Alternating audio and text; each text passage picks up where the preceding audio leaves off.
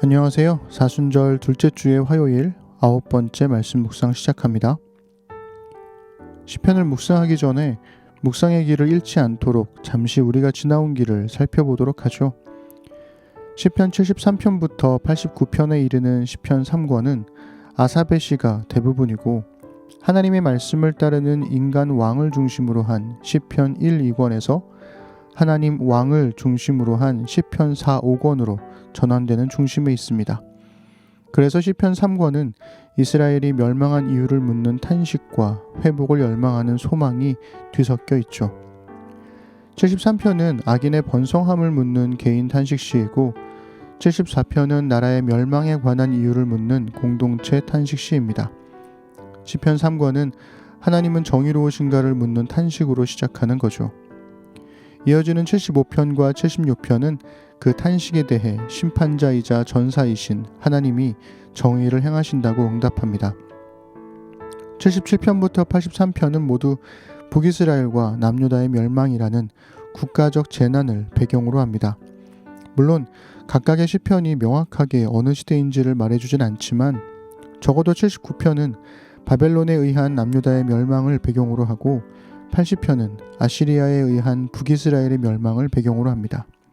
이러한 국가적 재난을 탄식하는 77에서 83편은 모두 구원자, 목자, 지존자이신 하나님을 고백합니다.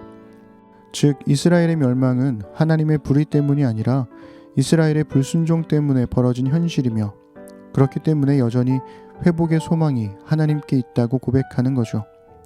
자신이 경험한 역사를 바라보는 시인의 관점이 그대로 드러납니다. 시편 80편의 표제어는 아삽의 시 인도자를 따라 소사님 에둠에 맞춘 노래인데요. 소사님 에둠은 45편에서는 소사님, 60편에서는 수산 에둠으로 약간씩 다르게 불려졌습니다. 소사님 에둠이 백합화 곡조를 뜻하는 건지 아니면 어떤 악기를 말하는 건지는 확실하지 않습니다. 사실 표제어에 나오는 대부분의 악기나 곡조에 관한 용어들은 명확한 의미를 알 수 없어요. 그러니 쿨하게 넘어가시면 됩니다. 오늘은 시편 80편을 읽어드릴게요.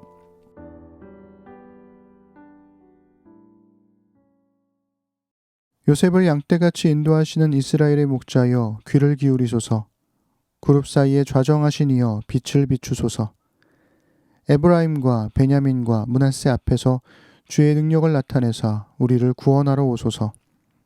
하나님이여 우리를 돌이키시고 주의 얼굴빛을 비추사 우리가 구원을 얻게 하소서. 만군의 하나님 여호와여 주의 백성의 기도에 대하여 어느 때까지 노하시리이까. 주께서 그들에게 눈물의 양식을 먹이시며 많은 눈물을 마시게 하셨나이다. 우리를 우리 이웃에게 다툼거리가 되게 하시니 우리 원수들이 서로 비웃나이다.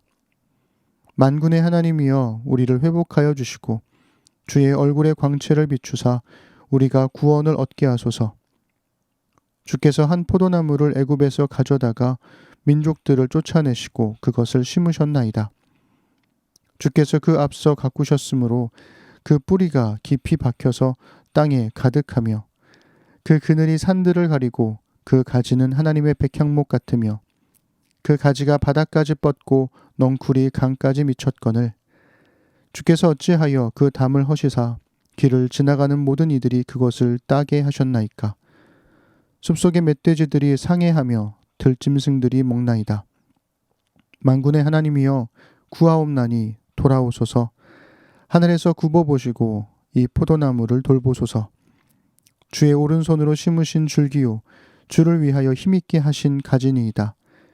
그것이 불타고 배임을 당하며 주의 면책으로 말미암아 멸망하오니 주의 오른쪽에 있는 자 곧 주를 위하여 힘있게 하신 인자에게 주의 손을 얹으소서. 그리하시면 우리가 주에게서 물러가지 아니하오리니 우리를 소생하게 하소서. 우리가 주의 이름을 부르리이다.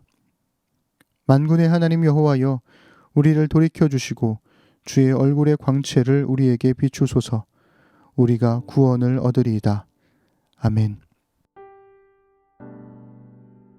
79편의 마지막에서 우리는 주의 백성이요 주의 목장의 양이라고 고백하며 끝나는데요. 80편은 하나님을 양떼같이 인도하시는 이스라엘의 목자라고 부르며 시작합니다. 그러나 시인은 하나님을 그저 목자로만 부르지 않고 만군의 하나님이라고도 부르죠. 시인은 하나님이 우리에게 분노하셨고 눈물을 흘리게 하셨으며 비웃음거리가 되게 하셨다고 호소합니다. 그러면서 8절부터는 이집트의 노예가 되었던 이스라엘을 구원하신 역사를 애굽에서 가져온 한 포도나무로 비유하여 설명하죠. 비유는 간단합니다. 하나님이 포도나무를 심으시고 가꾸셨지만 하나님이 울타리를 허물어서 온갖 짐승들이 짓밟게 하여 망가졌다는 거죠. 여기서 이 모든 일의 주어는 하나님입니다. 하나님이 하셨다는 거죠. 이스라엘을 세우신 것도 하나님이시고 강하게 하신 것도 하나님입니다. 그리고 이스라엘을 벌하신 것도 하나님이시고 무너뜨리신 것도 하나님입니다. 그런데 우리가 주목해야 할 한 가지가 있습니다.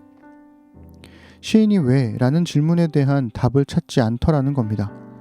시인은 하나님이 왜 하필 이스라엘을 세우셨는가? 왜 이스라엘을 벌하셨는가를 묻지 않습니다. 시인은 알 수 없는 과거의 이유를 묻는 대신 그가 경험하고 믿고 있는 만군의 하나님께 미래의 소망을 둡니다. 80편 전체에서 시인은 만군의 하나님께 우리가 구원을 얻게 하소서라고 4번이나 반복합니다. 우리 성경의 3절과 19절은 돌이키시고 라고 번역했고 7절은 회복하여 주시고 라고 번역했지만 히브리어 본문은 셋 다 똑같습니다. 3절, 7절, 19절이 우리를 돌이키소서라고 기도한 반면 14절은 하나님이 돌아오소서라고 기도하는데요.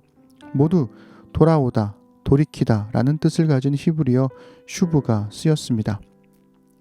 하나님과의 관계 회복은 하나님이 돌아오시고 우리를 돌이키시는 겁니다. 우리도 그 하나님께 미래의 소망을 둡시다.